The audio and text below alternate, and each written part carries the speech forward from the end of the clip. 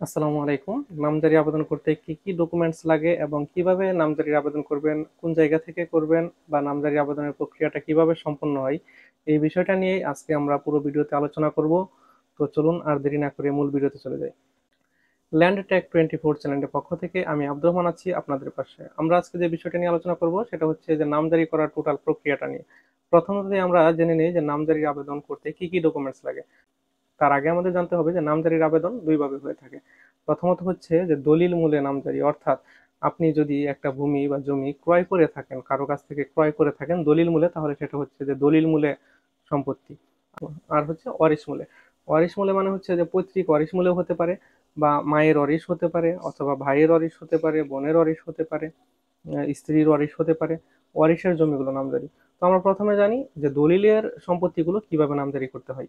দলিলের সম্পত্তিগুলো নামজারি করার জন্য আপনি যে দলিলটার মাধ্যমে জমিটা ক্রয় করেছেন সেই দলিলটা লাগবে, আপনার জাতীয় পরিচয়পত্রের ফটোকপি লাগবে, আপনার এক কপি পাসপোর্ট সাইজের ছবি লাগবে, আপনার সচল একটি মোবাইল ফোন লাগবে, এবং আপনি যেই খতিয়ান থেকে জমিটা ক্রয় করেছেন সেই খতিয়ান সহ ওই দাগের অত্র রেকর্ডের পরবর্তী সকল খতিয়ানগুলো লাগবে। এবং যদি আপনি যার কাছ থেকে জমি ক্রয় করেছেন তার যদি বায়া দলিলগুলো থেকে থাকে তাহলে বায়া দলিলগুলো লাগবে।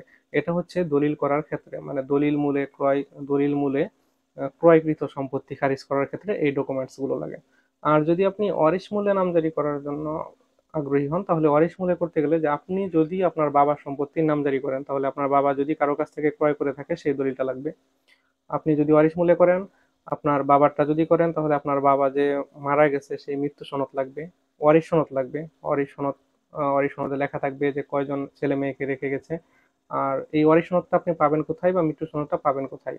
এটার জন্য আপনার স্থানীয় যে ইউপি অর্থাৎ ইউনিয়ন পরিষদ সেখানেই আপনি পাবেন। আর যদি আপনি সিটি কর্পোরেশনে বা পৌরতে থাকেন তাহলে সেটা আপনি উপজেলা থেকে, পৌর থেকে সংগ্রহ করে নেবেন।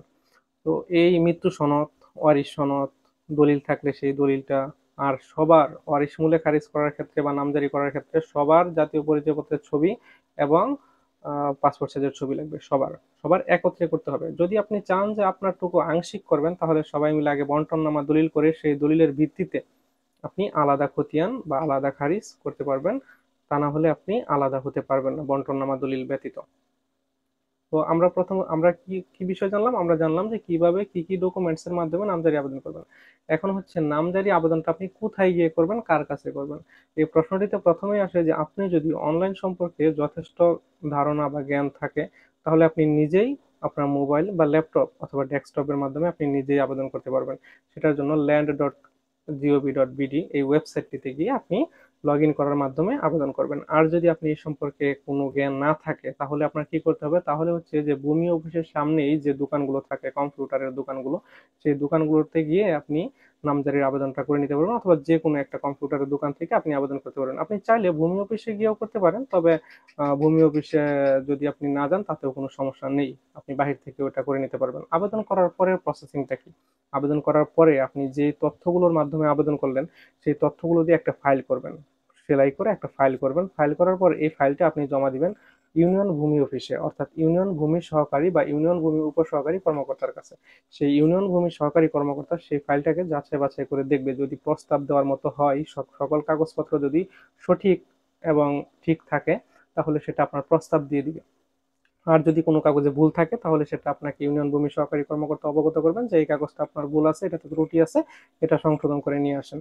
আপনি যদি প্রস্তাব দেওয়ার মতো সম্ভব হয়, প্রস্তাব যদি দেয়, তাহলে কি করবেন? প্রস্তাব দেওয়ার পর আপনি সেই ফাইলটি নিয়ে শুনানিতে অংশগ্রহণ করবেন। শুনানিটা কোথায় হবে? শুনানিটা হবে উপজেলা ভূমি অফিসে, অর্থাৎ এসিলেন্ট অফিস।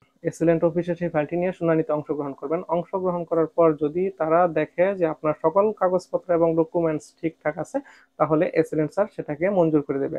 আর এসিলেন্ট স্যার সেটাকে মঞ্জুর করে দেওয়ার পর আপনি এই পুনরায় যেখানে আপনি নামজারির আবেদনটা করেছিলেন এইখানে এসে আপনি খারিজের যে সরকারি ফি সেটা দিবেন, অর্থাৎ ডিসিআর ফি। ডিসিআর মানে ডুপ্লিকেট কার্বন রসিদ। সেই ডিসিআর ফিটা পেমেন্ট করবেন। পেমেন্ট করার পর আপনি আপনার খতিয়ান এবং ডিসিআর এর কপি পাবেন। এটাই হচ্ছে মূলত খারিজ।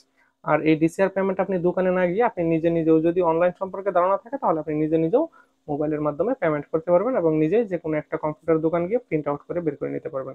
এভাবেই খারিজের প্রক্রিয়াটা সম্পন্ন হয়। আশা করি বিষয়টি বুঝতে পেরেছেন। পুরো ভিডিওটা দেখার জন্য আপনাদেরকে অসংখ্য ধন্যবাদ। তো ল্যান্ড টেক 24 চ্যানেলের পাশে থাকার জন্য আপনাকে আবারও ধন্যবাদ জানাচ্ছি। দেখা হচ্ছে পরবর্তী কোনো এক ভিডিওতে। আজকের মতো এ পর্যন্তই। আসসালামু আলাইকুম।